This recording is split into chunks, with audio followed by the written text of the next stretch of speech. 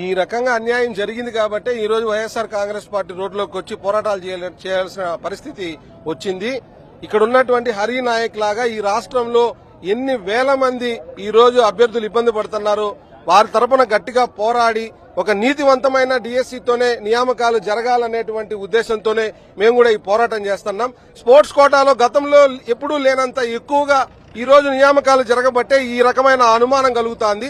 ఆ sports authority chairman కూడా ముఖ్యమంత్రి గారికి లోకేష్ గారికి సమీప బంధువు. ఈ ఫేక్ సర్టిఫికెట్లన్నీ కూడా క్రియేట్ చేసి ఫేక్ సర్టిఫికెట్ల ద్వారా ఎక్కువగా నియామకాలు చేపట్టారు కాబట్టి ఈ రోజు మా అభ్యంతరం. ఇది మా ఆవేదన కాదు, సాక్షాత్ అభ్యర్థులే ఈ రోజు మీడియా ముందుకు వచ్చి మాట్లాడేటువంటి పరిస్థితి. కాబట్టి ఈ డిఎస్సిని మమ్మల్ని పరుష పదజాలంతో నిందించడం కాదు, ముందు డిఎస్సిని ఆపేసి కొత్త నోటిఫికేషన్ ఇచ్చి అభ్యర్థులందరికీ కూడా పారదర్శకమైనటువంటి టెస్ట్ ద్వారా వారిని ఎన్నుకోవాల్సిన సందర్భం ఉంది. లేకపోతే వైఎస్ఆర్ కాంగ్రెస్ పార్టీ దీని మీద బలంగా పోరాటాన్ని ఉధృతం చేస్తుందని నేను తెలియజేస్తున్నాను.